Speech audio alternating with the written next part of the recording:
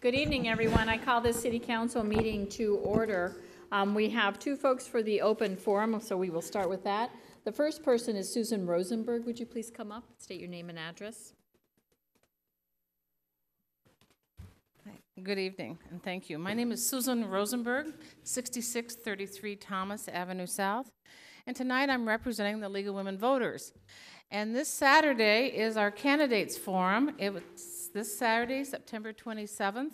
It starts at 9, and we have our House of Representative candidates. And at 10:30, we have our Richfield City Offices candidates. It'll be right here in City Hall. And I invite everybody to come because this is the time when you can ask questions of your candidates, you can get to know them, and it'll help out in November when it's time to vote. But again, it's this Saturday, September 27th at 9 a.m. right here in the City Council chambers. So the League of Women Voters is inviting everybody to come. Thank you, and thank you for providing us that service. I just wondered how many hats Susan Rosenberg wears. Every time you come up, you're wearing a different hat. We have next Linda Nemitz. Linda, please state your name and address. And don't forget to sign in when you're done. The other person didn't sign in. Yeah.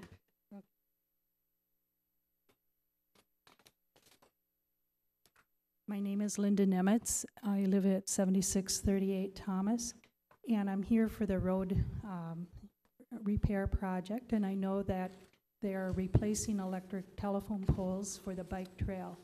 And my concern is that I have a transformer pole in my backyard, and I noticed that people were drilling holes at a diagonal, putting in poison.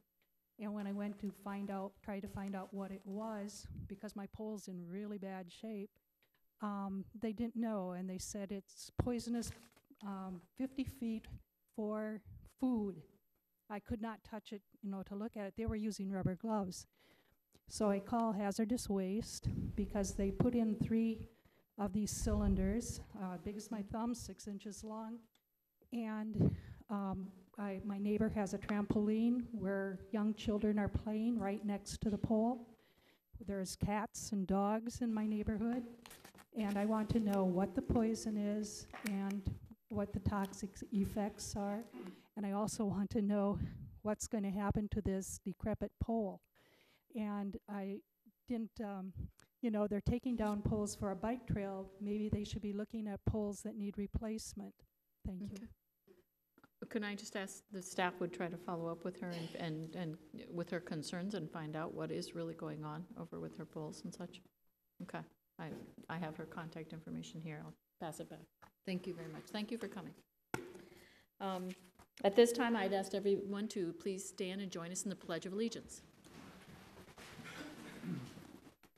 I pledge allegiance to the flag of the United States of America and to the republic for which it stands, one nation, under God, indivisible, with liberty and justice for all.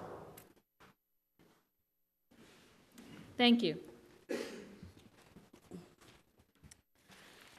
At this time, I would ask approval of the minutes of the Special City Council meeting of September 3rd, 2014, the Special City Council work session of September 9th, 2014, the regular City Council meeting of September 9th, 2014, and the Special City Council work session of September 9th, 2014, the Special City Council work session of September 15th, 2014, the Special Concurrent Council and HRA work session of September 15th, 2014. Boy, we've been busy. Do I have a motion? So moved. Second. All those in favor signify by aye.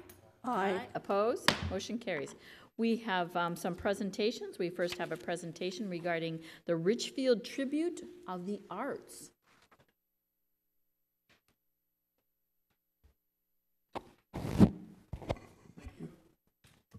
Thank you. We are going to have the Band Show Task Force is going to have a exciting event on October 5th, 2 to 5, over at the high school. It's going to be a tribute to the Richfield Performing Arts, and it's a free event to everyone, and so we hope everyone will show up. We'll have the Richfield High School Band, the Holy Angels Band performing, City of Lakes Sweet Adeline Chorus, Marilyn Ford, who plays the oboe and is a 1964 grad from the high school, Sarah Johnson, who is a flute player, and she's from 2003 at the high school. Members of the Just for Kicks dance performers, the Peterson family, and Richfield Symphonic and Northern Winds bands will be there, as well as Richfield Recreation Dance. This is going to be a great event to show off some of the performing arts that we have going on in the city, and it will be a fundraiser for the Bandshell Task Force as well. It was a free event with donations accepted. The Master of Ceremonies is going to be Patty Peterson, and it should be a great event for all to come. We'll have snacks in the cafeteria for sale, and so we invite everybody to make it over. That's October 5th, 2 to 5, and although the Vikings aren't playing real well, they aren't on that weekend, so it's a good opportunity to get out of the house and get over to the high school. So thank you. Thank you. And Mayor, Council, I have a short announcement to make, and maybe why I'm doing that, if the AV person could put it on our flyer. Yeah, there you go, so that the TV audience can again see the details of the tribute that we're planning. So we were planning to announce tonight a public meeting that we wanted to have. Our Bandshell Task Force has really made some good progress on kind of honing in on what they want to do as far as a concept for the Bandshell. We've honed in on a location within Betts Park where we think has the best orientation, even some designs that we're really getting close on. And so we wanted to have a meeting with the public to get some input before we come to you folks with a final recommendation. And so now that we had a better idea of exactly where this footprint was going to be within the park, we arranged for soil borings and soil testing to make sure that the soils would support footings and foundations of this structure. And so yesterday we received a preliminary report on those soil borings. We haven't received the full report yet, including recommendations, but we received enough information to understand that there are some challenges with the soils there as far as how good they would support foundations, and we know that there might need to be some amendment to the soils and some soil corrections. And so that could be expensive. We don't really know. So our group has decided to postpone a public meeting that we were going to have on October 8th, and just because we need more time to analyze the situation. So we wanted to say publicly we intend on having a public meeting, but we'll have to postpone the one that we had planned for October 8th. Okay. All right, thank you. Appreciate that update. Next, we have a presentation regarding the Richfield Connect. I'm looking forward to this. Going to show us how this works. Yep, Mayor, members of council, my name is Chris Link. I'm the operations superintendent of Public Works, and I've got a real quick presentation about Richfield Connect, kind of where we're at right now, and just an update of how we're looking at the topics. For everybody that doesn't know, Richfield Connect is basically, it's an online civic engagement tool. We have a team of staff from every department that meets regularly. We go over topics, upcoming topics. We take trainings together, and we go over the data as it comes in. Richfield Connect is just another place, another environment for staff to get meaningful input from residents. This is kind of a breakdown of all of the topics that we've had so far. Since February, we've posted 24 topics, and we've had 928 interactions. So for how little of time that we've been using, that's a really great number.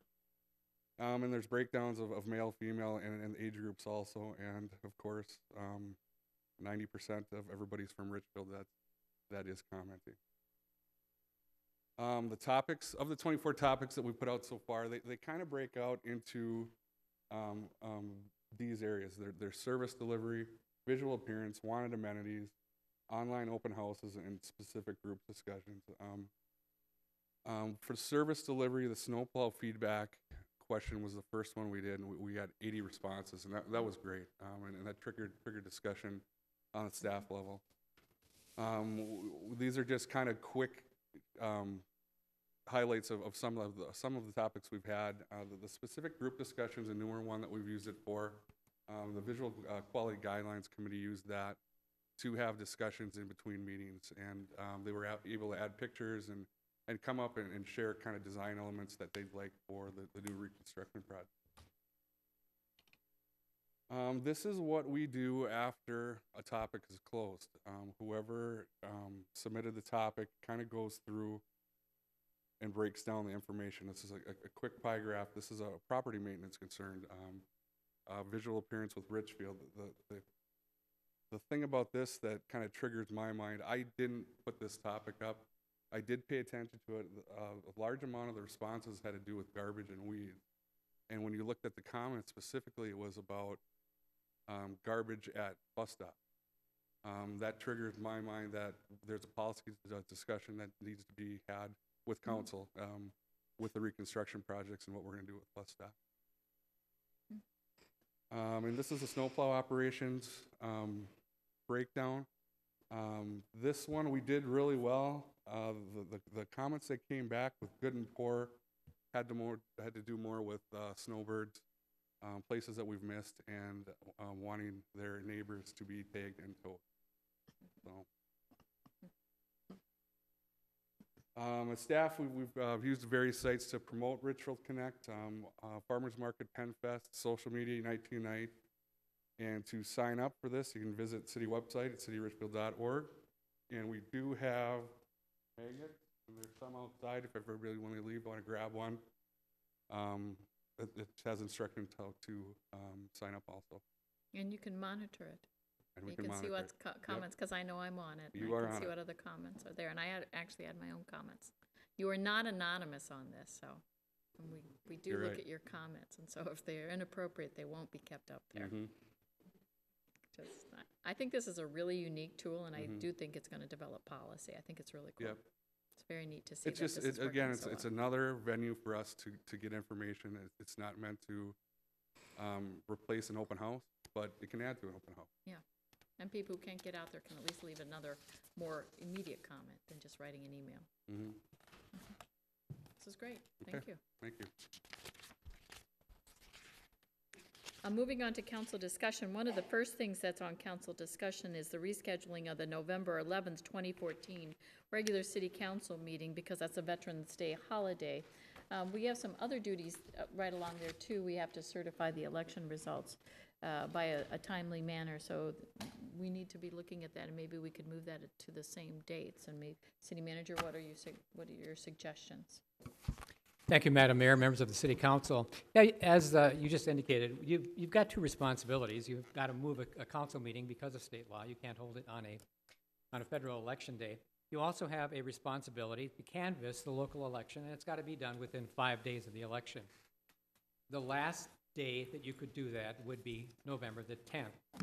And so my suggestion is, rather than having two meetings, and you could have two meetings, you could have a meeting sometime late in the week of that election week during the day or something to canvass, and then come back and have another meeting to reschedule your council meeting that you're missing. Or if it were me, I would take a look at, if possible, November 10th, and you could kill two birds with one stone, so to speak, and you could do the canvass as part of your meeting and end up with one meeting instead of two, but it's entirely up to the City Council. So what is council wishes? I'll move that, Your Honor. It makes sense, and The if 10th everyone's works for me, available, but I want I to make would sure. I'll recommend. abstain, I want to be out of the state. Okay. It works for me. Councilmember Fitzhenry. I can make the Okay, I guess we do the 10th. And would you please just send that out and make sure it gets out to everybody? I've got it on my Absolutely. calendar already. Thank you. We'll get that out to the public to make sure they know. Okay, that's great. Thanks, appreciate that. Further in council discussion, I want to open the floor to Tom Fitzhenry. I know he has a presentation on some very important information he wants to share with us. Thank you, Manager. AV guy will help me out here.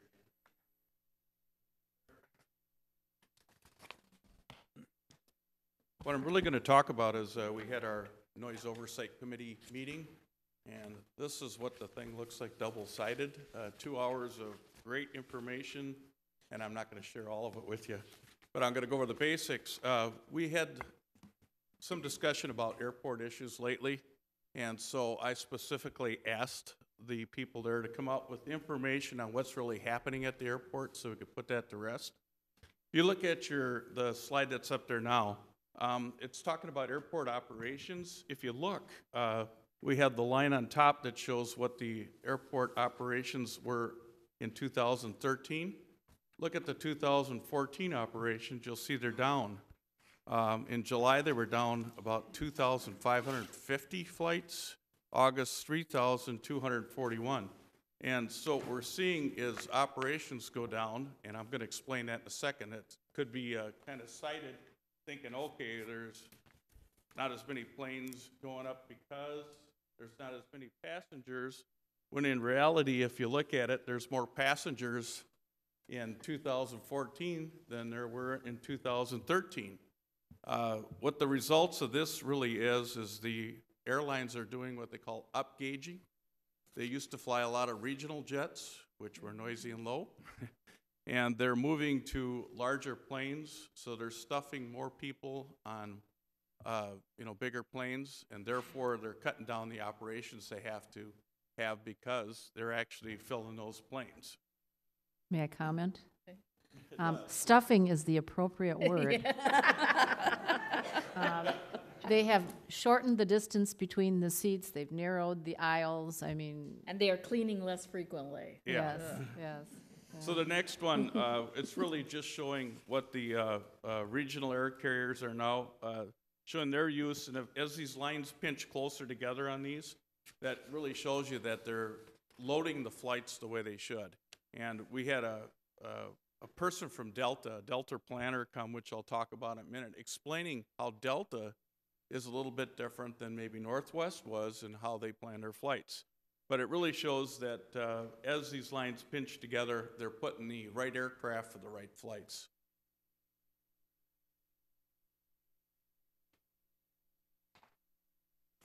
We had their flight scheduling, a guest speaker was Kevin Matheson. He is the director for the Delta Airlines that scheduled operations in that. And he kind of gave us a psyche on how they do it. We never ever learned how airlines actually schedule things and why. So what he did is he showed about what Delta's network is. Minneapolis is the second largest hub by summer of 2014 with seats trailing only Atlanta. So this is a good market for Delta. MSP is an efficient east-west connection hub carrying traffic from Northeast to the upper Midwest and West Coast. We're the red dot right here. We are and it said that they're using MSP as a gateway to North Dakota to serve the shale oil demand. This is a big boom for Delta. They're having a hard time keeping up with it. And they say that Delta will continue to grow in 2015. So what does that really mean? We'll show you what.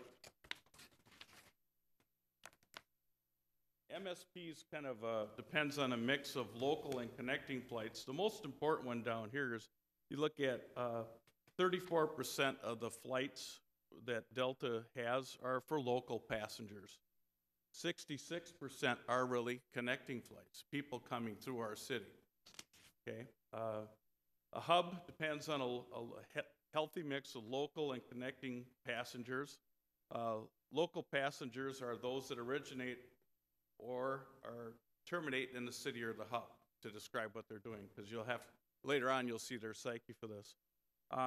Connecting passengers transit the hub en route to their final destination. Minneapolis has a robust local market with the highest number of Fortune 500 companies per capita in the United States. That's why this is a very important market to Delta. MSP is valuable connecting hub for Delta with mid-continent geography and little congestion. All their other hubs, Atlanta and New York, or you talk about Detroit, are in areas where they have high density traffic. Very difficult to get planes scheduled in when they have weather configurations and that. So Minneapolis is kind of prime because we really don't have a lot of congestion in the area. One thing that was good about Minneapolis, J.D. Powers, large airport satisfaction ranked Minneapolis as number 3, 11 spots ahead of 14th place Ord, which is O'Hare. It's not And hard to beat that airport. It Let me wasn't tell you, hard I've to beat, been through there. And Minneapolis on-time performance exceeded O'Hare by 20 points in May, and that is just due to the traffic going into O'Hare. Well, here's where we get into the meat of it. We get a lot of complaints or comments. Is that out of focus? Yeah, it's out of focus. Should I focus it or No, he? there it He's is. got it. He's getting it, okay. So what's really happening is if you look at the hub and MSP, we get people that ask, can they make the flights later? Can they make the flights not go as late at night? Well, we didn't understand the whole makeup of how they do these plans. And what it is if you look at this red here, these are operations that would be in risk if we restricted the hours. And I'll explain a little bit more about it, but the hub structure in MSP is designed to capitalize on peak hours of demand, which you can see around 1 o'clock, 1900 to 7 at night, okay? So you see where the peaks are. Peak hours are the most desirable for airlines, airports, and passengers. The hourly caps would result in significant drawdown of operations at MSP and relocation to open late night and early morning times. Now here's where the key comes. Why they can't operate late.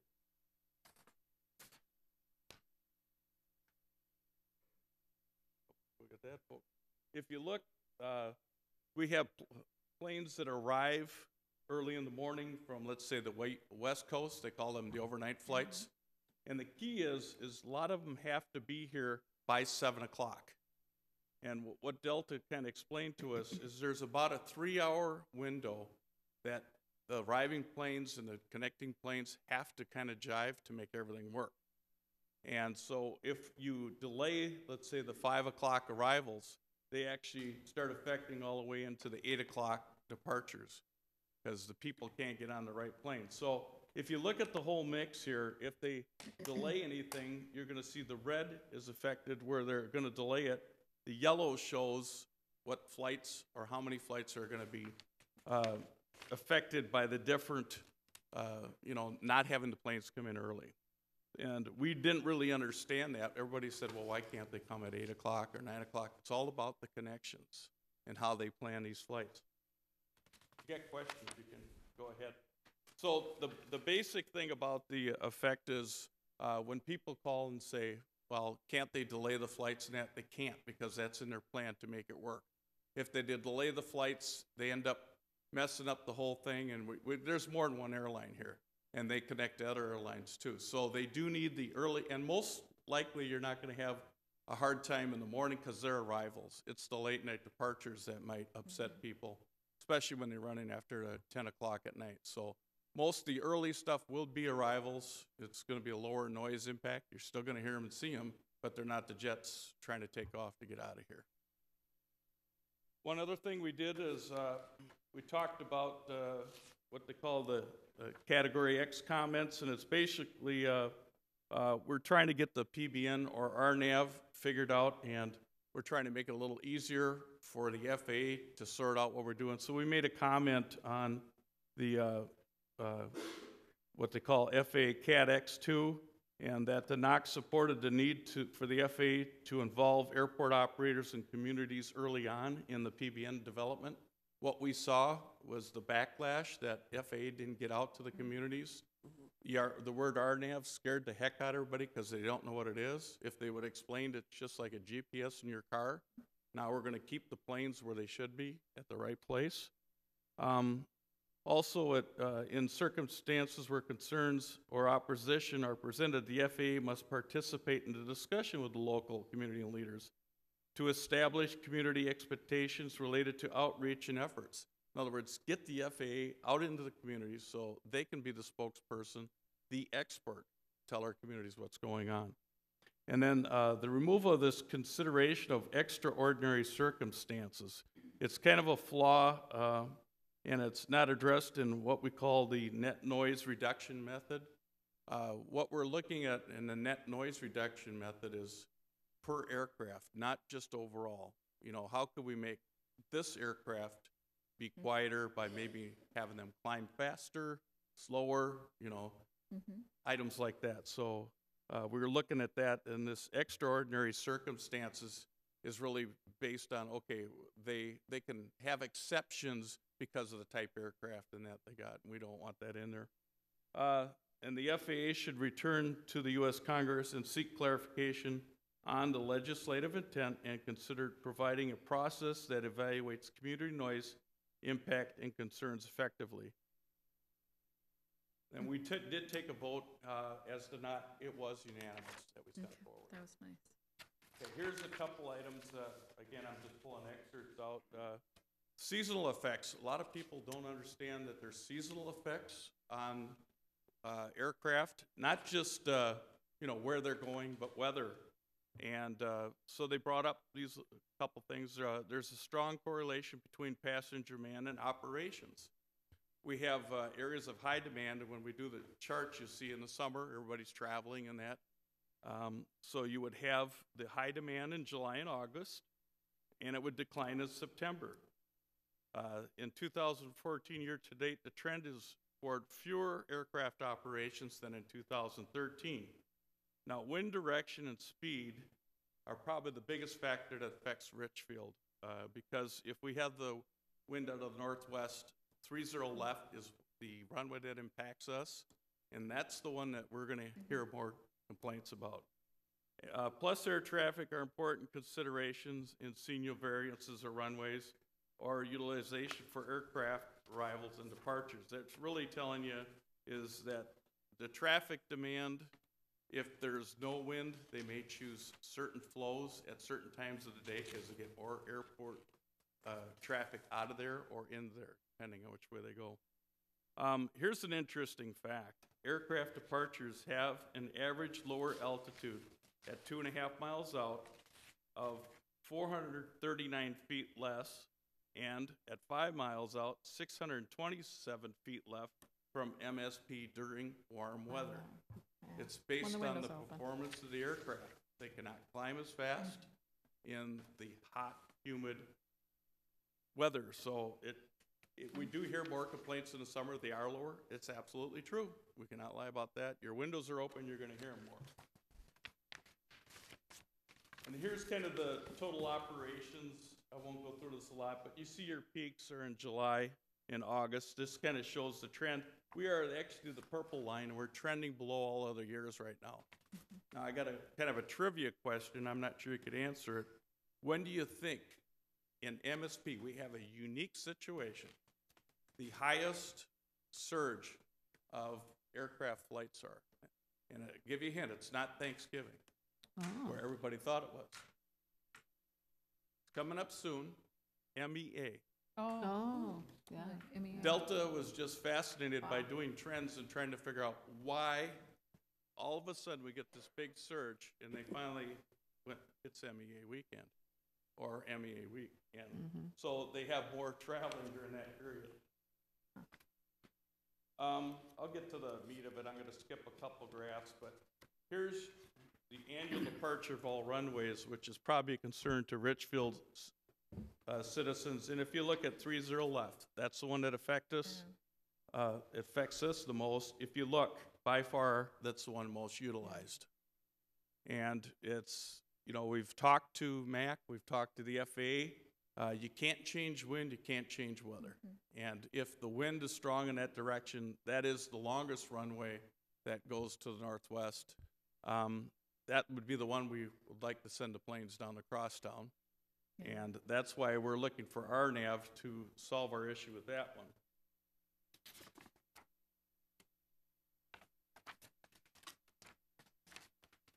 Okay, we did go, I'm asking for input on this for the, from the council, and we went through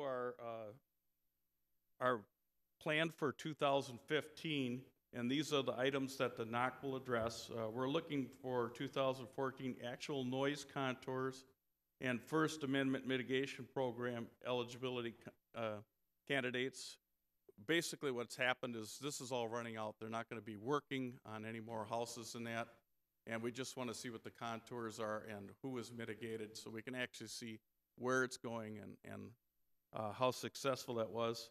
We're looking at scheduled nighttime operations assessments just to see how many there are, and if they're, with this new data we got, we'll see if there's a way they can tweak them or whatever. We've had a lot of operations lately that have moved into nighttime due to weather. If they can't get off the ground at 8 o'clock at night because we got a thunderstorm rolling through, they get pushed into nighttime operations. So we have seen that nighttime operations have gone up, and it was usually due to weather delay. And it's not just Richfield that would have the weather. If the weather is in Atlanta or Chicago or any of them, they don't launch them if they can't get there. So they got a policy of holding them on the ground until the weather clears, so we may have gate delays. We reviewed the fleet mix trends at MSP. Delta has told us they're looking at going to the Boeing 717, and the MD-90s are still here. They're looking for bigger ones, but the good news with them is they climb higher faster, and if we can get our nav and that, we'll get them up quicker, and their performance is better, so we should hear less of them, and they are stage, at least stage 3, if not stage 4 aircraft, which are going to be a lot quieter. We're status of the FAA Center of Excellence partnered. That really doesn't affect us much. The stars is what might affect us, and what a star route is, a standard terminal arrival routes. We've asked them, meaning the FAA, to go ahead and implement them. So we got the piece all ready for RNAV. Oh. That piece has to be ready before RNAV comes in, and they can do that without affecting everything. It's basically a point when an aircraft is given a departure to Minneapolis, they'll be given a point to go to, no matter what runway they're going to go to. And then from that point, air traffic will vector them around. So even if there is a wind change or not, the aircraft isn't worried about how to get to Minneapolis. When they get to Minneapolis, they'll look at how they're going to land. So they can push everybody into them routes. We're looking at aviation, environmental design tools. They actually reviewed health effects on operations through Epidemiological. Studies. And what they did is they used some of the health records. They were allowed to use health records of people that lived around the airport and the claims they are to see how that's affecting actually health. And so we asked this last year, and we're starting to see this year. So we'll start seeing maybe real results of what's going on. Noise monitoring, they're going to put in for Sunfish Lake. Edina and St. Louis Park were monitored recently. They pulled the monitors. We'll know the data shortly, and we'll report back to you on that data. And then we want complaint density mapping. And what that is when people file a complaint, they actually can put a pin map on it. So if our citizens were to call and say, okay, I got a noisy plane at this time or whatever, they could start putting pin maps on and change the color of that instead of the size of the dot.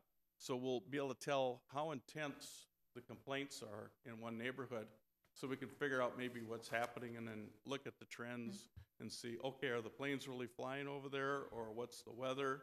And we're going to ask them also to start correlating weather with complaints, so we can figure out if it's wind or if it's thunderstorm. Well, one of the things too is that we've seen some of the flights have come over. They're actually going over unmitigated areas, which would be interesting to see. We know that's happening. The other thing, Tom, maybe I would like to ask you is about, have they also asked the FAA to put us back in a queue for? Well, what happened is when you get knocked out of the queue, FAA will get you back in, but they're going to get rid of all of they're going to try to settle all their business first, if you want to call that. And it was really bad. We might even figure 5 years before we see RNAV. FAA's also fallen behind in next gen. Yeah. If you look at what's going on, they got a lot of implementation that's going on, and they're starting to get rid of all the old radar sites, and they're requiring what they call ADSB, which is a new system, which even our little puddle jumper airplanes are going to have to spend about $2,000 to put in their aircraft, so they can send a message to air traffic control saying where they are and that. It will be better than radar because you'll have total statewide coverage. But the issue is the FAA's got to get this all done before they really start implementing that, and they're Okay. behind in that. So we're seeing, we're nudging where we can. If you do see your legislators and that say, especially if you're from Richfield, we want RNAV because it will, in effect, put the planes where they used to be before the big, the event in 2010. Yeah. And some of the charts we see is the complaints started coming after that near miss in Minneapolis, and they started using hard turns off 30 left, which put them over areas of cities we haven't seen before. Yeah, exactly. Okay. Thank you. That was really great. That was very informative. Appreciate that. Councilmember Sandal, I know you have some information to share. Well, I have to just cheer the PennFest event. That was a wonderful one. I'm sure all of us will want to give kudos to the organizers. Yeah. It was fun to walk up and down the streets, try the new food trucks. That was a nice experiment. And I'll let somebody else comment, but I thought it was a great event. Yeah. Yeah. Okay. And did you have anything on an open house? Well, this is this evening, Oh, so that's fine. okay. Yeah. Councilmember? Okay, what I want to talk about is the Wheel Fun Rentals, third annual pumpkin patch. And that happens every weekend from September the 20th, it started then, through October the 26th. And that's from 10 a.m. to 7 p.m. The schools and other large groups or organizations, they can make arrangements for weekday visits by reservation. And the pumpkin patch is a great opportunity for school field trips. They have all kinds of kids stuff to do. I mean, they've got like mini golf, they've got inflatable obstacle courses, a bounce house, hay rides, carnival style games, contests, all kinds of good stuff. If you need more information, please call 612-861-9348. You can also see this on the city website. And this is really kind of a last time, to kind of celebrate fall and appreciate, the colors and the outdoors and the camaraderie of just being out there and just having a good fun doing games and all kinds of fun things. Councilmember? Oh, thank you. It's kind of a good news, bad news thing in terms of what Tom was telling us about the flight patterns in 30L. It's almost like I've detected a pattern when I'm out in my neighborhood that you could almost track planes, and this is over 2 or 3 days, cutting it a diagonal from about Crosstown and Nicollet to 76 and Xerxes, cutting across Richfield, and they almost followed exactly. That's the bad news. The good news is I think that there has been a large change in the fleet, like you were saying, because even though they're coming directly over Fairwood Park and getting real close to my house, it's not that crushing noise. You can still converse. It's there, but it's not quite as bad. And hopefully, if we may be updated to where we've got relatively silent planes before our nav gets in the queue again, but at least they're doing what they can with technology to try to improve the product. So the other thing is, in regards to open streets, what I really found exciting about this year was over the last couple of years, we've had really good numbers, 10,000 people, but there wasn't a whole lot of interaction. And I got the distinct impression that this past Sunday, there was much more people. There were more exhibitors, more people doing things in the street. The music venues had people actually sitting or listening to the music and enjoying it. And I think that's the key when they start getting more interactive and start participating with the business people in the commercial district. That's opening what we wanted to open by having the first open street. Is not just walk up and down the streets and say, yeah, this is nice, grab something to eat and go home. Actually, interaction between the members, the commercial district, and everything else. And I got the sense that there was an awful lot of that this past Sunday. So that's what really was exciting to me, because I think we've kind of turned the corner on having them participate as opposed to just observe. And didn't I see you at the tater tot food truck? I stayed away from that. But I, you know, Try the bacon wrap? no, I didn't do that, but I do know that there was at least 3 of my neighbors that bought fish and chips home for dinner, so they didn't have to cook that day. Those were so. huge, I saw Yeah, that. I saw them too. That would have been 2 meals for me. So I have to say, Team Gotel was a success, but with a minor caveat. It was nice to get a group together, and that money went to help our STEM schools so that they can provide, through the year, different types of supplies for students that come in who need them. So that was a really great thing. But we didn't follow the course exactly.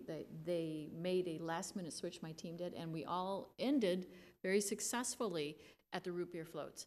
So I think that should be the new trick for that. I wasn't going to win that one, and that was okay. So I want to say how successful that was. And I have one thing I want to go up and put up on the screen here. Well, Mayor Gotel, you really spend an awful lot of time over there at that, enjoying the ice cream and root beer. You know, not that I was keeping track, but I noticed that.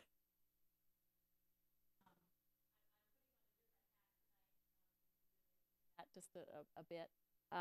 This is the Richfield Foundation's Autumn Wine and Cheese Gathering, and I see former council member Susan Rosenberg is here too, also serves on the foundation, and some past members are here as well. This is a great event. This was a fabulous event last year. We have 18 vendors already signed up for wine. We have 2 cheese vendors. It will be a great event. The Arts Commission has now joined us. We will be raffling off a wall of wine, but also we will have one of those free book libraries, if you want to put one of this, as a raffle as well. And we give away lots of just prizes for you just to show up and throw your name into a bucket. Several great prizes that way. Also, Hula Hands is doing all the catering, lots of hors d'oeuvres and appetizers, but they also have a dinner special. So if you want to stay and have dinner, they have a very reasonable price and several selections. So I encourage people, you can get tickets here at City Hall. Come into City Hall and ask for Lynette Chambers. You can get them at the Richfield liquor stores, and you can get them online. Just Google the richfieldfoundation.org, and you will find them. There's still sponsorships, and we offer a deal right now. 8 tickets for the price of 7.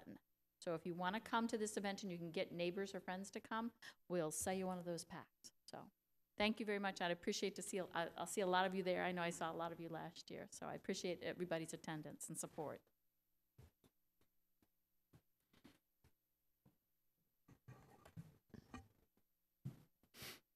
Any other last comments before we move on? Just one item. Please. Councilmember Elliott reminded me, one thing I did hear at the meeting, Richfield doesn't complain. I'd like to see him complain more often. Seriously, if you got noise issues, I know you complain to me, but I'm one person. But go to the MAC site, macnoise.com, and put your complaint in, what time, what it was, and at, so that we get the same voice that Minneapolis does, because they got a group of people that I think if they hear a loud bird, they blame it on the airport, and they put it in. So I'd like to see at least Richfield residents have a voice. That'd be great. That'd be great. I'd ask for council approval of the agenda as it stands. So moved. Second. All those in favor signify by aye. Aye. Opposed? We have the consent calendar, City Manager. Thank you, Madam Mayor, members of the City Council. The consent calendar, for those in the audience, contains several separate items which are acted upon by the City Council in one motion. And once the consent calendar has been approved, all the individual items and the recommended actions would also have been approved, and no further action on those items is necessary. Tonight there are 5 items on the consent calendar, beginning with item A, consideration of the approval of the resolution designating the city's contribution towards health, term life, and dental insurance premiums for general services and management employees. Item B is consideration of the approval of the continuation of an agreement with the City of Bloomington for the provision of food inspection services for 2015. Item C is consideration of the approval of a resolution certifying delinquent water, sanitary sewer, and storm water charges to the county auditor. Item D is consideration of the approval of purchase of an ice resurfacer in 2015 for use at the Richfield Ice Arena from Frank J. Zamboni and Company in the amount of $93,089.88. We'll have a brand new shiny Zamboni. And item E, consideration of the approval of the resolutions appointing election judges and high school student trainee judges for the November 4th, 2014 general election. And that concludes tonight's consent calendar. I'll move the calendar. Second. Is there, just one quick question, is there going to be extra seats on the Zamboni? Pardon me?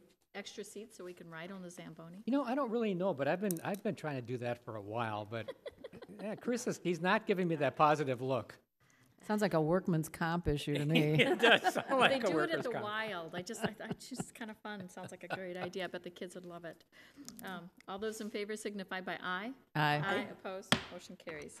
Councilmember Fitzhenry, you have item 7. Thank you, Madam Mayor. Item number 7 is consideration of disciplinary hearing and resolution regarding civil enforcement for an establishment in Richfield that recently underwent alcohol compliance checks conducted by Richfield public safety staff and failed by selling alcohol to underage youth. We have a slight change in, I don't know if the public got this on the executive summary, but I'll go ahead and read it out loud. On July 16, 2014, the Richfield Police Department conducted alcohol compliance checks at the 34 businesses that hold licenses to sell in the city of Richfield.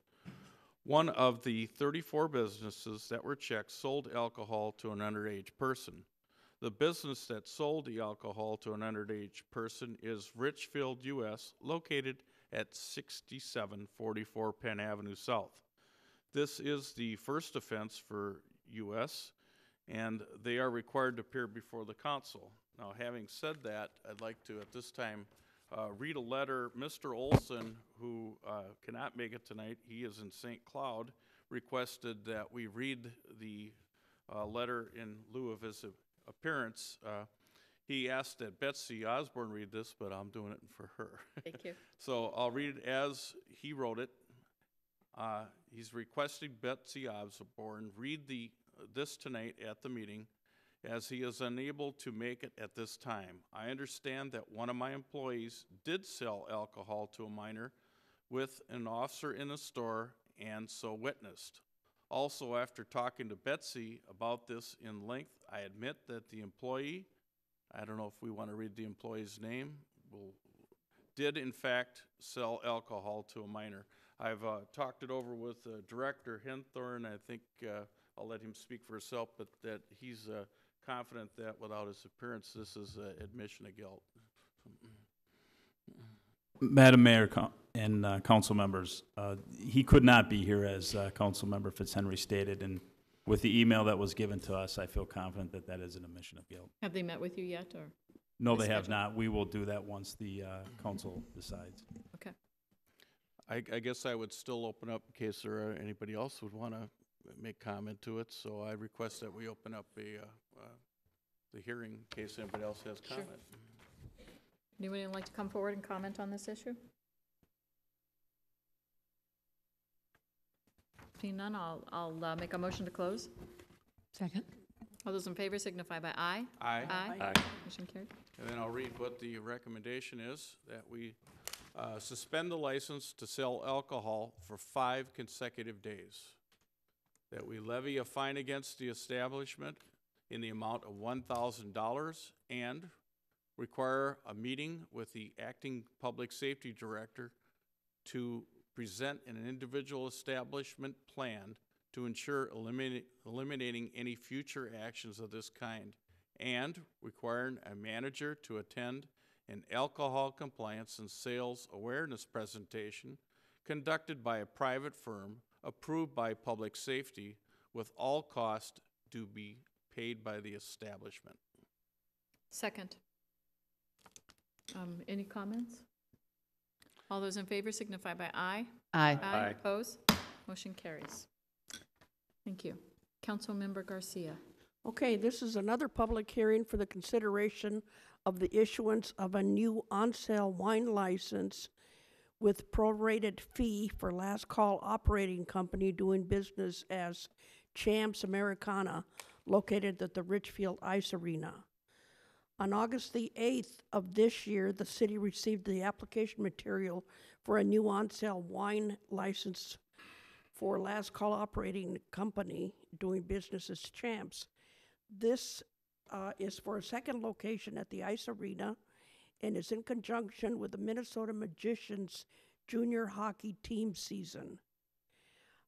In July of 2014, Champs Americana changed ownerships from Champs Operating Corporation to Last Call Operating Company. A public safety investigation was completed, and there was no basis for denial of said license. Since, let me see.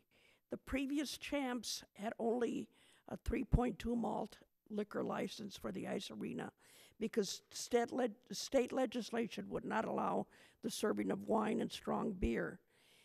So Richfield sought special legislation during the 2014 session through our state legislative representatives, and Richfield did get the authority to provide for the sale of the desired alcoholic beverages during junior hockey league games, and it was approved by the City Council on July the 8th, 2014. Champs is now requesting an on-sale wine license in conjunction with a 3.2 malt liquor license to enable them to serve strong beer. They currently hold a 3.2 malt liquor license valid till the end of the year, so an on-sale wine license is the only license requiring approval. And all the information, all the documents have been received. A prorated fee for the duration of the 4 months has been received.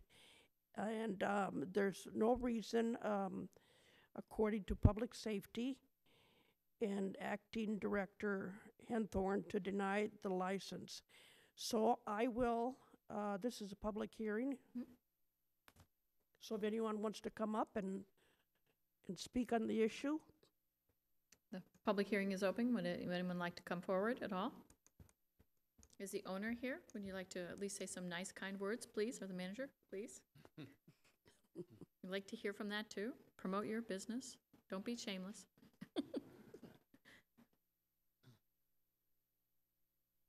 Madam Mayor, council members, we're working obviously in conjunction with the Minnesota Magicians to offer a better experience at the hockey rink with obviously the sale of wine and a stronger beer.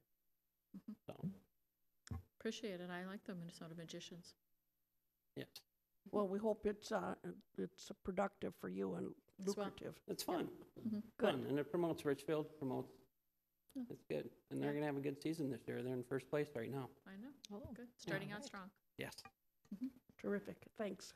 This is a public hearing. Would anyone else like to come forward? Would anyone like to come forward? Second. All those in favor signify by aye. Aye. The public hearing is closed.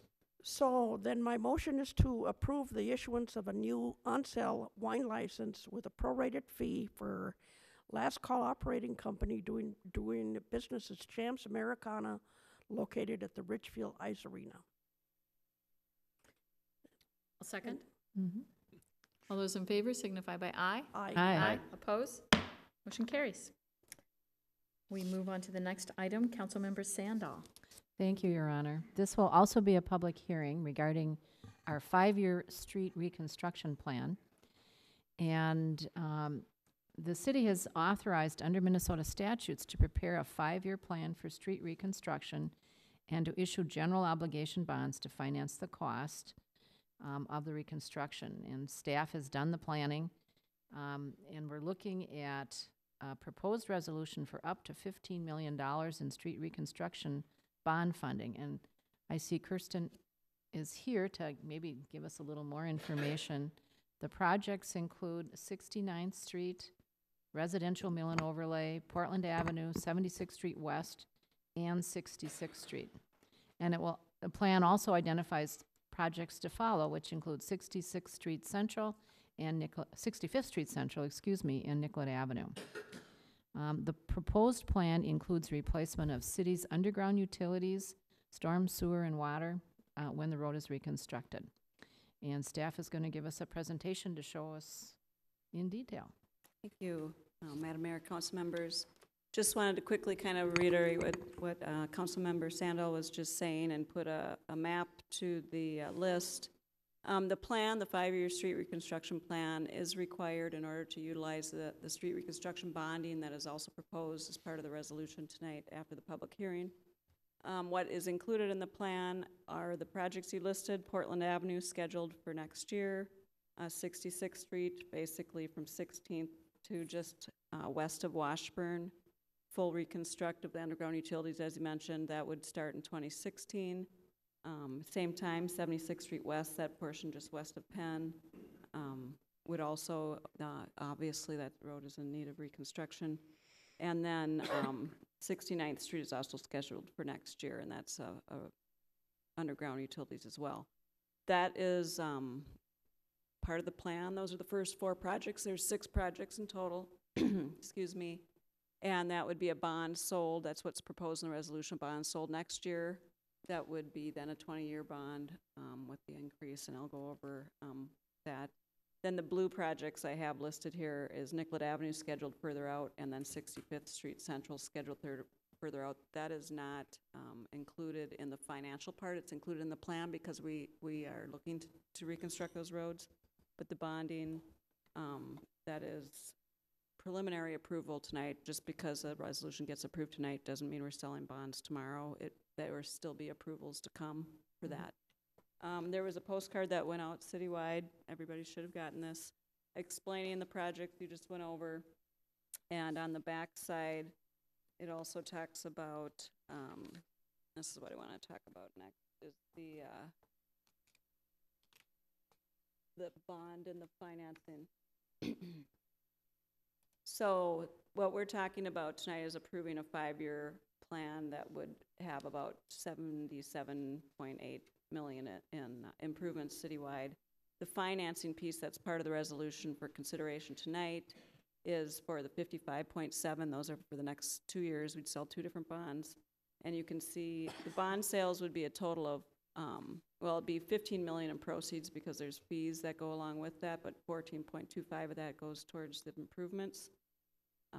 And then you can see up here, 2015, we'd sell the first bond, 2016 second bond, and these are on top of each other anywhere depending on your property value. The increase for 2015 carrying out 20 years, then another additional increase in 2016 carrying out another 20 years. The reason that there's the 5-year mill and overlay or the 6-year mill and overlay program that's already been financed through our franchise fee increase that was in place in April. That's included in the bond sale and as part of the proposed resolution, but it's not reflected here because it's already been financed through the franchise fee increase. Couple things. The proposed resolution, again, I'll just restate it, is approving the plan, and it gives preliminary approval only for the sale of bonds to finance these projects. And all of the council members present tonight would have to vote favorable for that. No. All right, thank you. The one thing I want to point out to the folks at home and the people in the audience is that the benefit of doing this bond process is that we are not looking at what happened in Edina, where homeowners got huge tax assessments, special assessments, because the city was redoing their streets. We don't think that's what our residents would want. And this spreads the cost of doing all these major improvements, all of which are needed, across the entire city. And these are major streets which we certainly all use to get to and from our places of work and our shopping and so on. And so that is one of the benefits of doing it this way. No particular homeowner is going to be stuck with a $10,000 bill on his taxes. Yeah, So- and actually, I just want to say I've been out door knocking, so I've been hearing a lot of questions about that, and I explained that. And people are actually very grateful that we decided to do it that way versus a lot of other cities. Council member. Kristen, just a quick question. I know that you invited calls with questions and comments. I'm just wondering if any of the citizens called you and reached out to get a better understanding of I what... did, and I actually summarized that here. I did speak with 6 people, Okay. either via phone or email, and I have a summary for you guys I'll hand out. Okay. But mostly clarification questions, a couple that were on the roads like Lindale and Penn that are not actually part of the plan right now. And how come they're not is probably the Right, question. yeah, I did Yes. get some of that. Yeah. Okay, so generally, there wasn't a whole lot of negative comments that came to you anyhow? All right.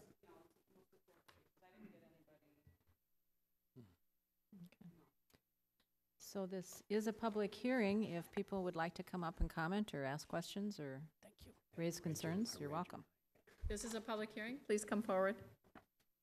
Please state your name and address, and make sure you sign in before you leave. Thank you.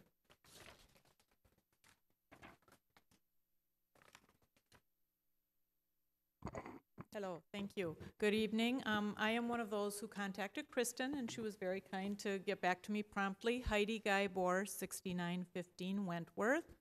And I did have some questions of clarification on the card that came out, as well as, let's see, I noticed that the first project mentioned was the residential mill-in overlay, and that's paid for with our already increased franchise fees, is what the small print says. So I am wondering, is this additional tax going toward that as well, or is it indeed only the increased franchise fees? Are you answering questions now, or are you just entertaining? We can have Kristen answer them as they come together, yes. Okay. Sure. When you're done commenting. Well, the franchise fee, the bond sale is not for the mill and overlay project. The $5 million we're selling to help go towards the mill and overlay, that paying down that bond is already financed through the franchise fee. So that's not part of the additional. The county roads are what we're talking about Yeah, here so on this this street. so we're set, the plan is to sell closer to a $10 million bond in 2015 and a $5 million bond in 2016. The reason the increases are similar is because we don't have to spread out that $5 million from the mill and overlay. What people don't realize already is that the financed. county doesn't pay Does that for make sense? everything on these roads. Unfortunately, the city has to come up with a certain amount of that and portion that we also have to pay, even though the county says it's time to reconstruct. Be nice if they pay the whole bill, but they're not So going to does that do make that. sense? So we have to pay for a portion of it out of our own Okay, taxes. well, I'll try again. Just, Well, Okay. excuse me, you're saying that county doesn't pay for everything, however, we're paying for it through our franchise fees, right? That's not county. That's not county Right, roads. So that's, okay, so you're talking about the county roads Yeah, then. county roads, we still have to bring a portion to the table. Okay, And this is ours. that clarifies. Yeah, it. that, I think That's that helps, what doesn't it, makes sense. Heidi? Thank Okay. you. And that was a question that I hadn't asked Kristen before, Okay. so. Okay, no, I That was appreciate a new that. one I came up with. Also, a couple of the projects listed on the card talk about the replacement of CenterPoint Energy transmission line. And the way I understood Kristen's response to me is that we do indeed pay for these through our utility bills, and as city residents, we're not responsible for that. So are we indeed going to be paying extra for the utilities transmission lines? And let Kristen answer that, but it's a more, wasn't clear. Detail. No, we won't be paying for any part of CenterPoint Energy's transmission line. What it is they would come in, if they came in and we didn't want to do a full reconstruct of that road, they would come in and they would replace their line and they replace the portion of the road that they disrupted, which would maybe be a half of the road. So they're basically contributing a substantial amount to the reconstruction of the project, and we'd just cover the other half, get the whole thing reconstructed. Does that make sense? So, And on Nicollet, we're trying to split the rest of reconstructing Nicollet with the county. And, Okay. yeah. yes, that makes sense. I don't know what was written on the card here. It's in hard to my mind explain was it a little all Unclear, in yeah. a There's goes so card. many nuances here. Let's see. Well, and she tried to explain the 65th Street Central is, now, from what I understood, it was the Ray Drive portion that's gonna be done, correct? Not correct? Well, no, the portion, as you said, Nicollet, I had written on the card, said Nicollet is so 65th, right here. Okay, Mhm. right. Yeah. So it is Ray Drive, That No, one- or the No. whole that one thing, little half block. So going all this, from that's- Nicollet yes. over Yeah. to, okay. Mhm. Okay. Thank you. And also about putting the underground electric lines now on the thoroughfares, that's part of the proposition as well. I see that as kind of pricey, however, Kristen explained that the city council quite a few years ago now had approved that already and that there is an ordinance. And I guess well, as always, you know me, and I'm looking at the buck. And so I'm just wondering if that is indeed something that needs to be done, or if, because we are gonna be spending $3 million on the projects listed in the card here, if that's the focus for now, and maybe if the city wins the lottery or something, we could go ahead and put the utilities underground? I can answer that one. I was on the council, I think, when we passed that particular proposal. The gist of what the council was looking at doing was undergrounding utilities as the opportunities arose, where we're gonna be digging up the street anyway. It's much cheaper to do it when we've already got the street dug up. And it makes it less likely you'll have shortages, or not shortages, but outings, because of light poles Branches being struck by lightning, that kind of thing. And also it improves the aesthetics in terms of appearance. If you drive That's down for some of sure. our streets in Richfield, all you see are lines crossing, Yep. and they're not very attractive. No doubt about it. Yeah. Okay. All right. Okay, All right. just cognizant of the cost. And so that's all I guess I would like Okay. to say. Thank you. Thank you for very coming. much. This is a public hearing. Would anyone else like to come forward to speak?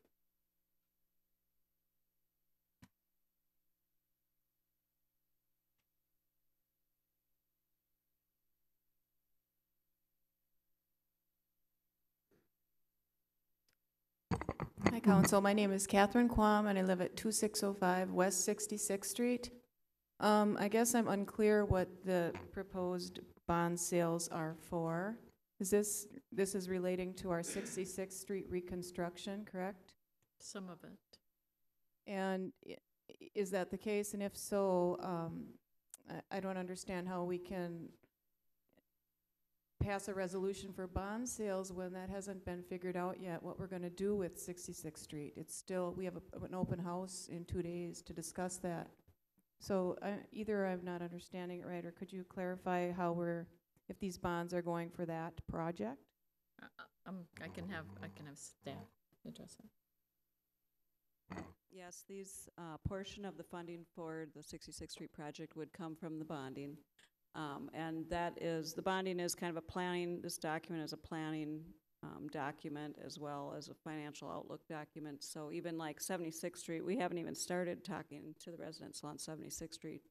In fact, there's also a 30-day reverse referendum period I was meant to mention on this. If it is approved, if the resolution does get adopted tonight, there's a 30-day referendum. As soon as that 30-day would come up, we would start talking to the residents on 76th Street because we know we have financing available to actually do the project. So I guess in answer to your question, in order to plan for how you're going to finance something, you don't necessarily need to know exactly what you're going to do at that time. And the numbers do change sometimes, and they come back to us when they Yeah, I get mean, them more we're going refined. off Is it of planning documents in dollars? our best. Okay, well, you've done this more than I have, but I'm just hoping it's wise to, approve bonds before we know what we're gonna do. So I just We wanted usually to. do, so we're not caught in a tight Yeah. time frame.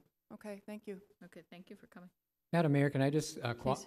because that's a very salient question. Very good question.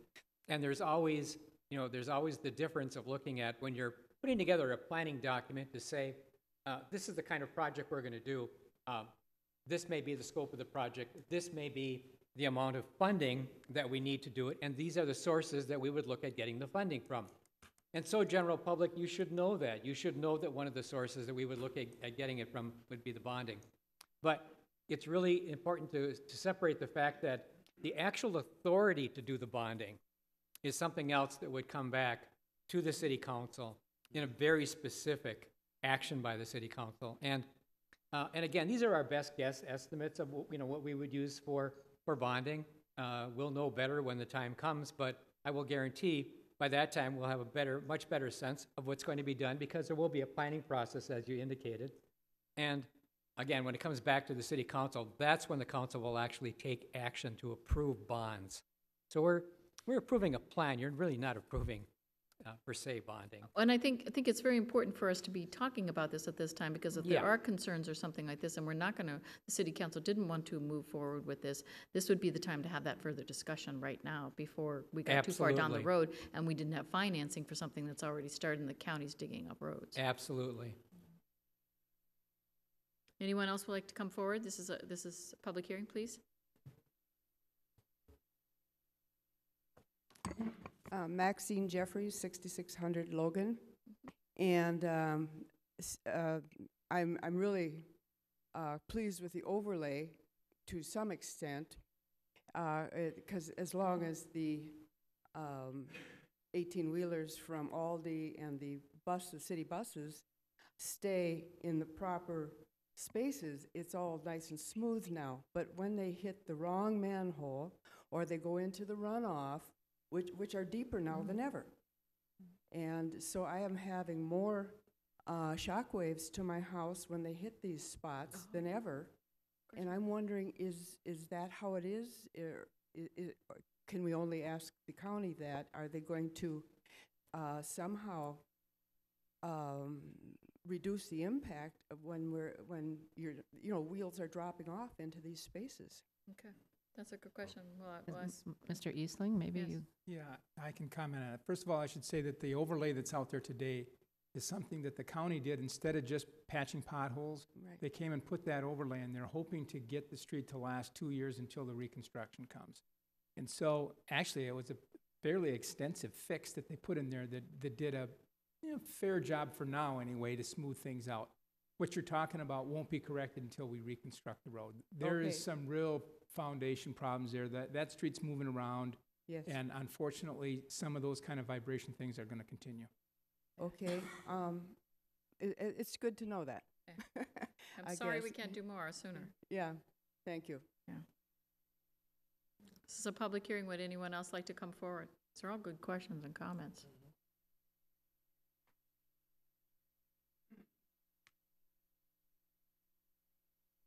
Madam Mayor and City Council, my name is Cal Christensen. I live at 1600 West 66th Street. And my question, is it the intention to eminent domain some of the properties along that street in order to improve your pedestrian and bicycle paths? Or is this part of the county's plan for something grand? It's county and city together. We work together in this, but there's been another new development and another plan, which either takes literally no homes or possibly 3 is what I've been told. Is that correct, Mr. Easing? And I encourage you to come over to the open house on Thursday if you can. If not, it'll be all up in line, and you'll see that they have a new plan. Okay. That Yet affects another far plan. less. Yeah. Okay. Well, yeah, I think we were all a little shocked to that first one. You were the one who informed me of that, Yes. but my understanding, the intention was that the boulevard area, regardless, is essentially going to get larger and the lots will get small. Well, and we're looking at how to shift that from both sides of the street instead of just taking from one side of the street. So I would like you to look at specifically what your property will see. But maybe, Mr. Eastling, do you have anything to add to that? No, again, I would just encourage you to come to the open house on Thursday. It's a lot less impact, I think. Thank you. And I'll be there. Okay, thank you. And maybe while we have Michael, would you give the people at home the information about that open house? Sure. Kristen, Or yes, Kristen, can you help me someone? out on this? Yes, we're having an open house Thursday night from 4 to 7 at the community center. Thank you. On 66th Street reconstruction on the west side. Yeah, 66th Street, we'll be going over the Transportation Commission has recommended a plan east of 35W to move forward to the council, and so we'll have that. It's almost like 2 open houses, because then we're doing west of 35W as on the other side of the room. Yep. Okay. So please come. So you'll. Public hearing is still open. Anyone else like to come forward, please? It's so nice to see so many people at the public hearing. Thank you, Council. My name is Peter McNary, and I'm from 7614 10th Avenue South. And I wanted to say that I'm in favor of the project. I think rebuilding our roads is a good thing. My question is, in my past experience, there's 2 different kinds of fixing a street. There's the entire rebuild of a street, which can take an extended period of time, and then there's the short-term fixing of a street. And my question is, how long would specifically Portland, pretty much, how long a street would need to be fixed? Oh, that would be an interesting question. In our public works, maybe we can talk I'm just about going to start out, reconstruction time. Madam Mayor, members of the council. This is a total remodel. This is not just like a mill and overlay or something like this. This is going to be replacing everything you see out there and putting it together in a different fashion. The Transportation Commission and the City Council have gone through a planning process where we're trying to make so much more out of the street than what's out there today.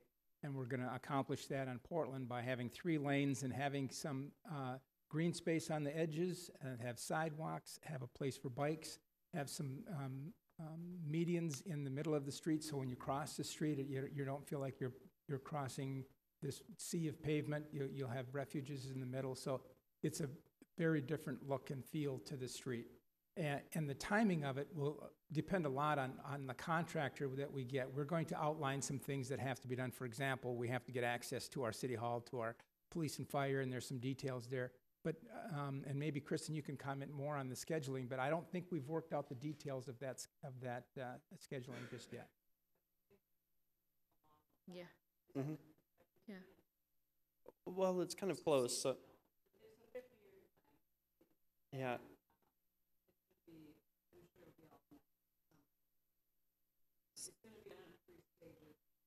Yep. Mm-hmm. So are we going to do it in 1 year, or are we going to do it in? She needs to be at the mic. You need to get to the mic, please. Yeah, the traffic disruption should be about a year, and we are gonna have closures. Okay. So it's gonna be closed, you won't be able to drive across Portland, but it's gonna be moving, and we'll close sections off at a time. And then, we probably, if we can get it done and we can get plantings and stuff in, and before fall comes too soon, we will, otherwise that'll wrap up in the spring. Okay. And I think gives people a little bit maybe more. If I could just add, by closing off the street and allowing the contractor to do all the work and not try to find traffic through their construction site while it's going on, that on the whole allows the project to get done more quickly and less costly. Okay. Well, thank you, Council, for addressing my question. Okay, thanks for coming. This is a public hearing. Would anyone else like to come forward to talk about this?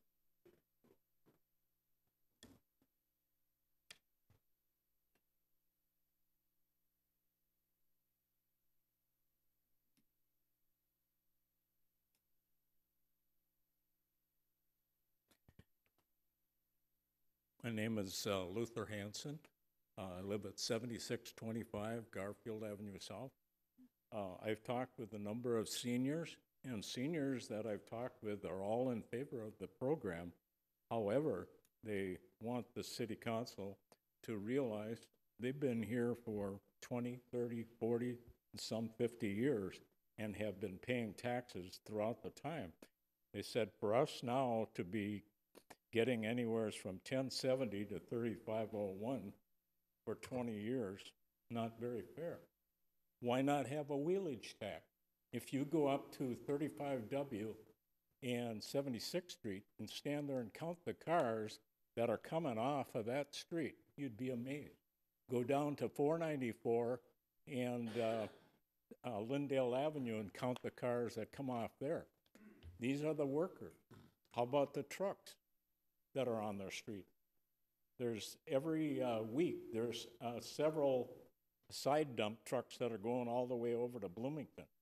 They should be paying, not just the people of Richfield. It's unacceptable.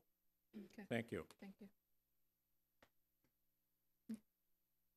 Madam Mayor, Thank members of the council, if the specific wheelage tax, there is a law that allows counties to do that. I'm not sure if he's referring to that one, but cities don't have that authority to do that. So if it is my understanding that we don't have the authority.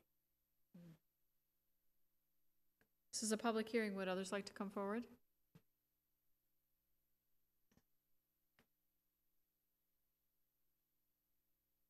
My name's Terry Straub. I live at 7430 Portland. I think the obvious thing, as far as money, is to scale the program down.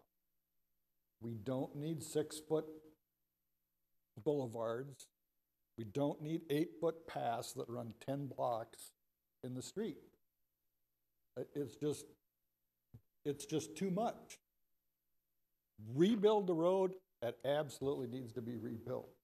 But we don't need to lose all the trees that we're going to lose to make this thing go down the street. We have 76th Street, and if you look at how many people use it, not very many.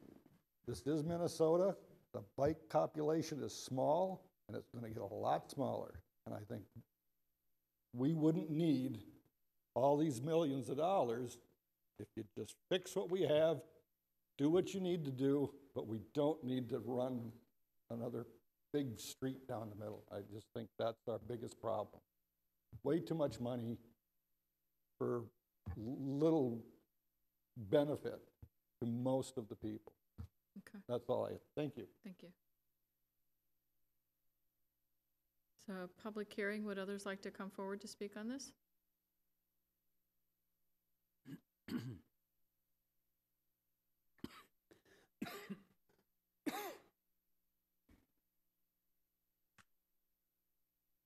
Hi there, Mike Hackholm, 6714 Stevens. And my question was just, I was reading through the flyer, and so in 2000, next year it's, $10 to $30 on the taxes, and then an additional $10 to $30 after that for each bond? It's every year for 20 years, and then in the next 2 years after that, the additional piece goes on. And this is on top of the $40 to $50 a year that we've already increased franchise fees for? That is true. This is different projects. Okay, thank you. Sorry. This is a public hearing. Would anyone else like to come forward?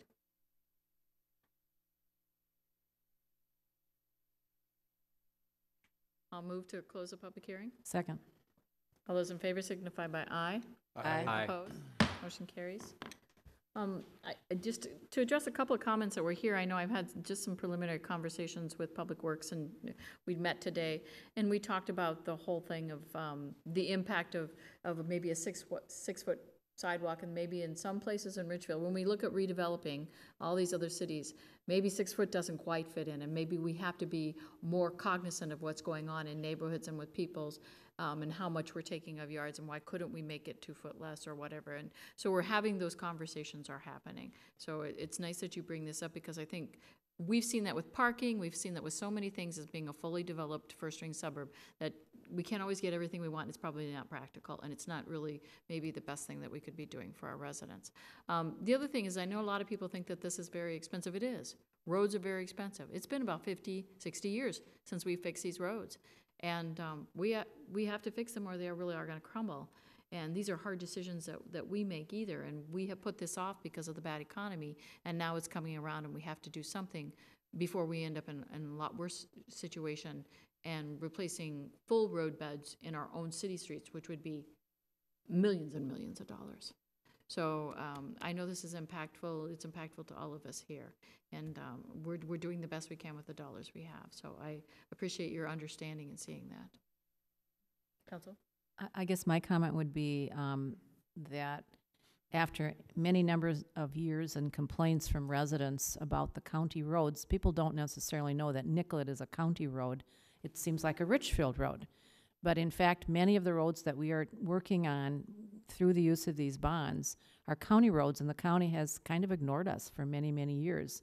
And finally, they're paying attention, and finally, they're coming to the table with some of their money, which all of us help to contribute to.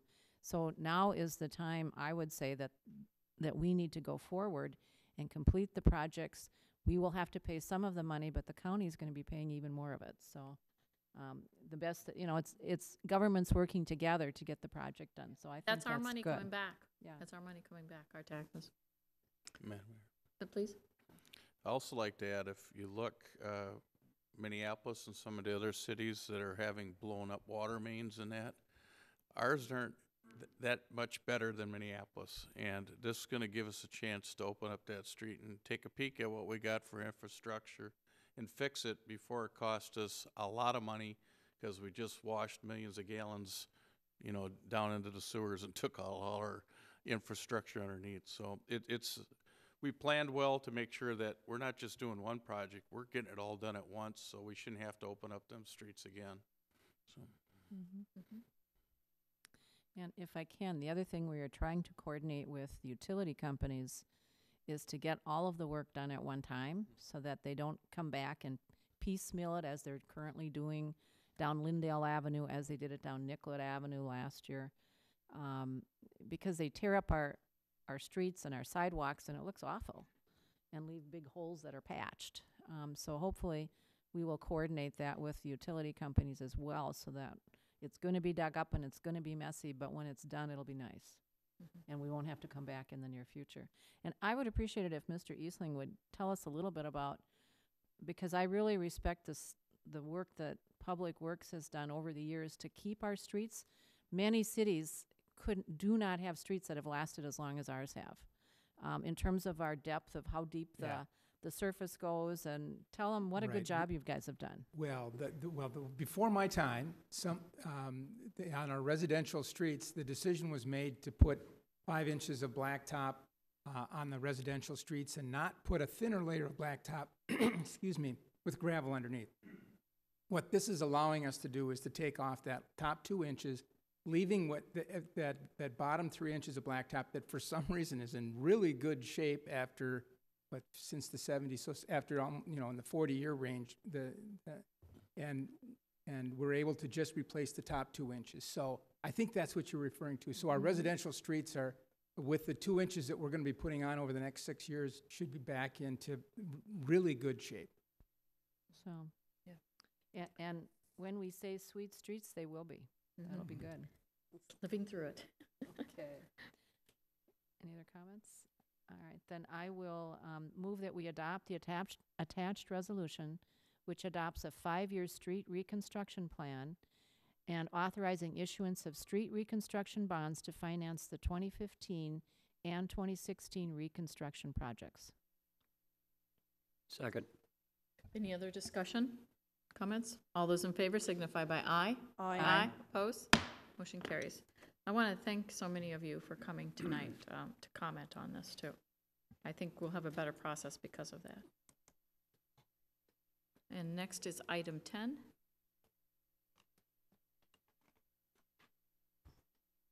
This is a public hearing to consider the application to transfer of the cable system from Comcast of Minnesota, Inc., the existing cable television franchise, to Greatland Connections, a newly formed entity that will hold the cable system. On or about July 18, 2014, each of the 5 member cities of the Southwest Suburban Cable Commission received from Comcast FCC Form 394 requesting approval of a transfer of a cable system from Comcast to Midwest Cable. Under FCC regulations, the member cities have 120 days to approve or deny the proposed transfer. The decision to approve or deny the transfer must be made by each member city, not the commission. Failure of each member city to act within 120 days, as in the Form 394, serves as an implied approval of the transfer. Moreover, the member cities have an initial 30-day period within which to inform the cable operators. Let me scroll this down. Form 394 is completed and adequate, and whether additional information will be required to determine the qualifications of proposed transferee. A letter dated July 17, 2014 was sent on behalf of the Southwest Commission, informing Comcast that the information contained within the Form 394 was not complete or adequate, and that additional information would be required before a decision could be made. Moreover, the Commission indicated that because Form 394 was not accurate or complete, the 120-day time frame established by the FCC for review of the form has not yet commenced.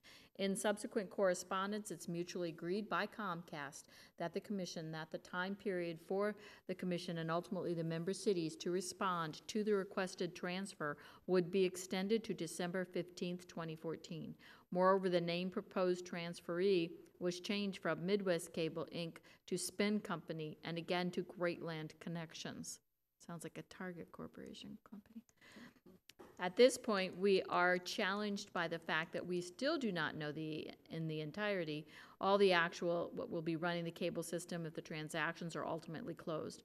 We understand that Greatland Connections will ultimately own the cable systems, although it is not clear if they will have any operational employees. Charter Communications will apparently be engaged via a charter services agreement that Comcast has not yet shared, and that agreement will apparently authorize Charter, not Greatland Connections, to run the technical and operational side of the cable system. However, it's not clear if it will be Charter's employees or Greatland Connections employees physically present in the field and working in the member cities, nor is it clear whether existing Minnesota Comcast staff, personnel, customer service, technical personnel, government relations will be retained by Greatland Connections. Of particular concern, Comcast has also failed to provide the requested financial information related to the transferee's financial qualifications to own and operate the cable system serving the member cities. Moss and Barnett, the attorneys for the commission, are now in the process of trying to collect the information needed for the commission and ultimately the member cities to make an informed decision regarding the proposed transfer.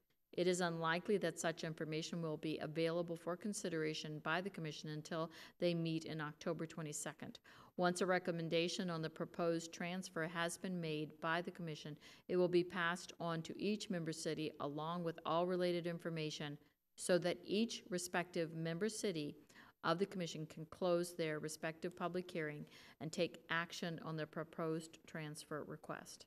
So at this time, I'm actually opening a public hearing. This public hearing will not be closed tonight.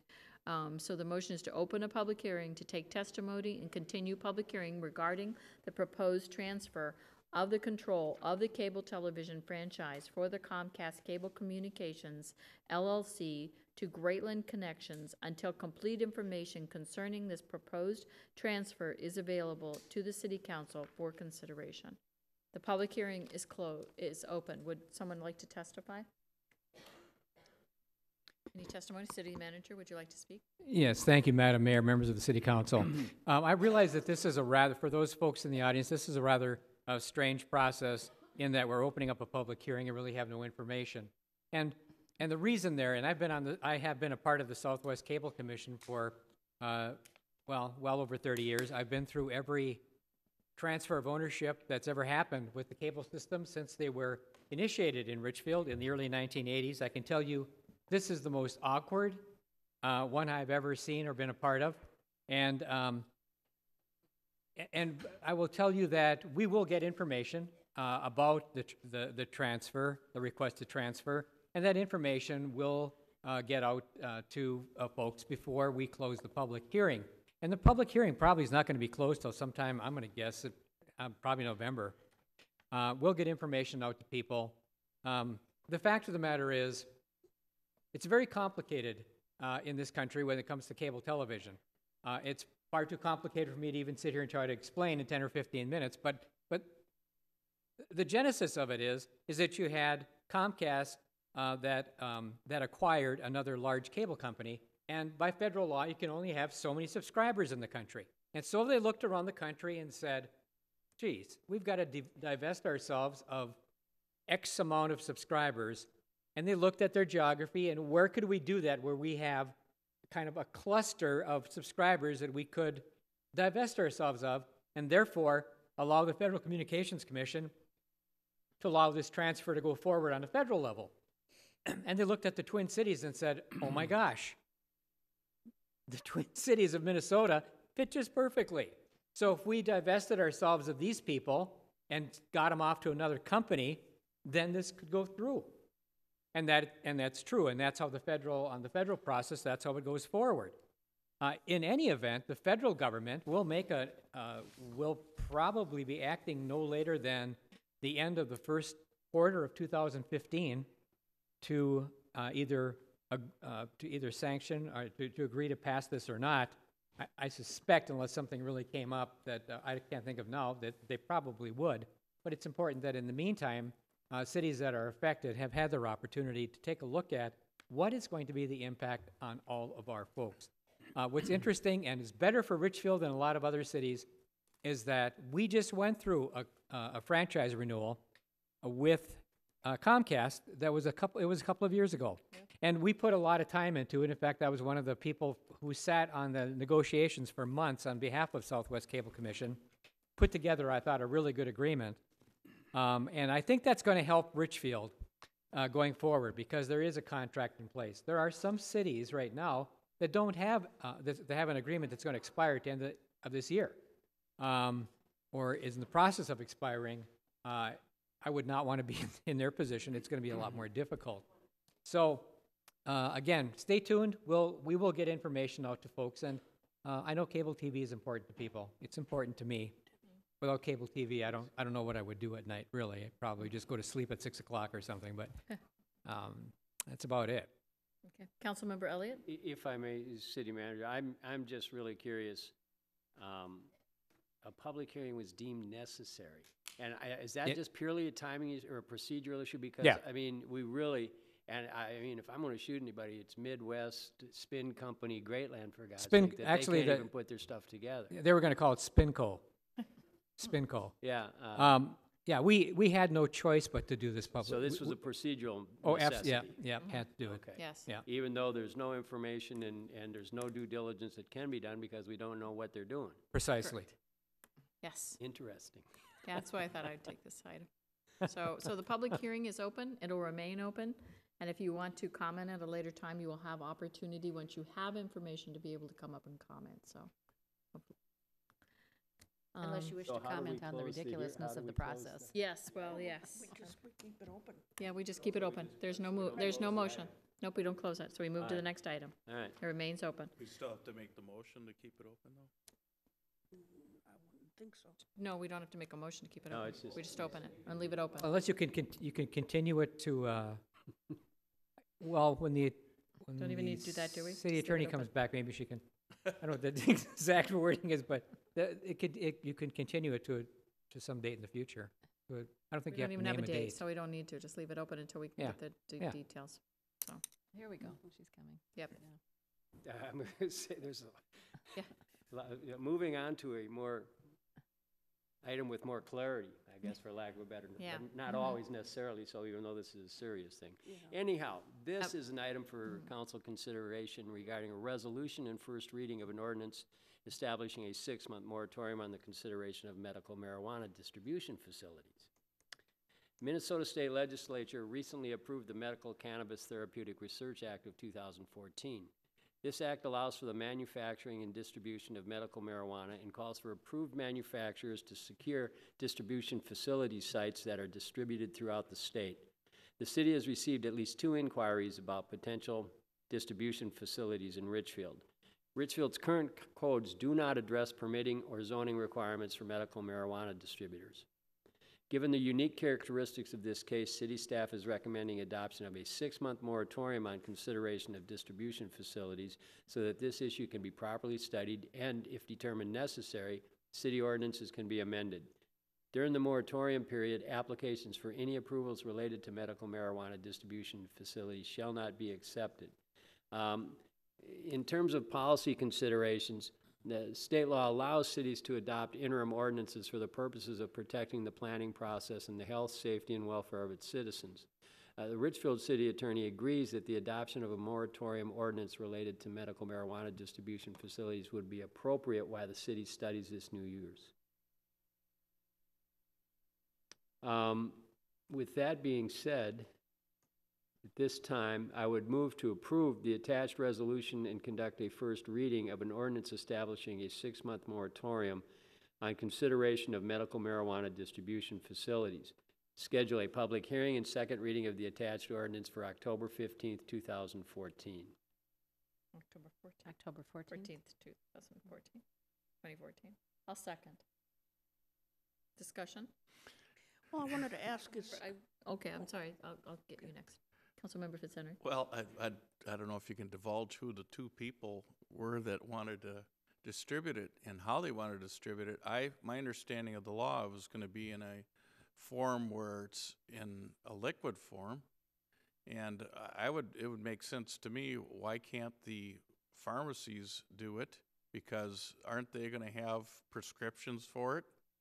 And, you know, it just, I don't understand if we're doing it and it's medical purpose only, why we're gonna have a separate site. So that's what's confusing to me, so. City Attorney. I can, I can address that, Madam Mayor, and hopefully I'll be able to talk. I might need some medical marijuana. The state law designates, will designate 2 manufacturers in the state of medical marijuana, and then there will be 8 distribution facilities as designated under the state statute. So my understanding is that the manufacturers will have some input into where and who will operate those distribution facilities. So it won't be your typical drugstore or pharmacy kind of situation, because those facilities are going to be, there's no guarantee that it's going to be located in Richfield. It's going to be based on geographical need, and also access to patients will be an issue there too. So there will be a process for determining where these locations are going to be, with input from the manufacturers who are yet to be designated. So staff needs time to really learn about this process and study it and research it, and both from a zoning aspect is that if Richfield is a serious contender for one of these facilities, then we would need to look at where would they be located from a zoning perspective, and also from a licensing perspective, what, if any, regulations would need to be placed on them. So that's really the purpose of putting a hold on this until we have a chance to do that. So my second part of the question would be, is 6 months long enough? Well, perhaps, but the moratorium can be extended if necessary. Councilmember Garcia. Well, some of my question, it was answered, but when is the actual sale going to be happening? Is it 2 years down the road? I don't remember what the legislation said. The state law says that the manufacturers must be able to supply medical cannabis products to patients by July 1st of 2015. Oh, okay. So that's Okay. not that far away. Okay, thank you. Councilmember Elliott. Yeah, I'm just more curious when I look at the resolution. It's got various clauses and everything, but I'm curious as to why, if the state's passed it and it's legislated and medical marijuana is good, number one, why we're concerned about whether or not it's near a school, and number two, it has to co-locate with healthcare practitioners. How are they defining healthcare practitioners? Madam Mayor, Councilmember Elliott, actually the location requirement is in the state law. Oh, that's what right. I'm assuming that's where it came from. I'm just curious. Correct. Why? If it's a good thing, why are we concerned about it being around schools? You know, I don't know the legislative history or discussion behind that specific requirement. I'm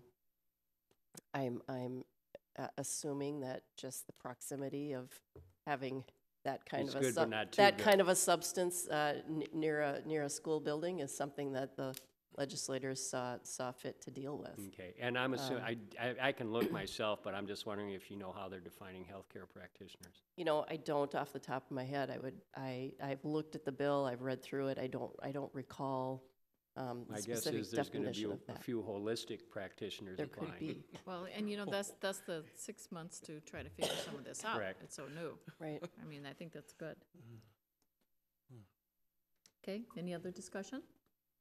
All those in favor signify by aye. Aye. Opposed? Motion carries. We have the city manager's report. And you have a very brief one. The only thing I want to say is, I think it is so cool, now for the first time, you know, seeing this is the home of local government here in Richfield.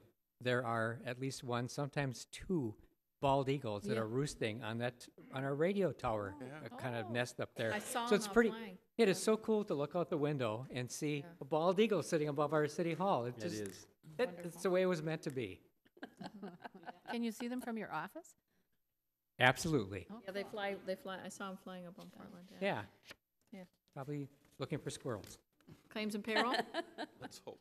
So moved. Not Second. small pets. All discussion? All in favor signify by aye. Aye. Aye. I would hope you would direct them to the rabbits in my backyard instead. The Gophers. We have a special city council closed executive work session in the Babcock Conference Room regarding a meeting with outside counsel to discuss the status of litigation. And council usually has its usual forum and that we have to hear. Mary wants to. Go ahead, Faith.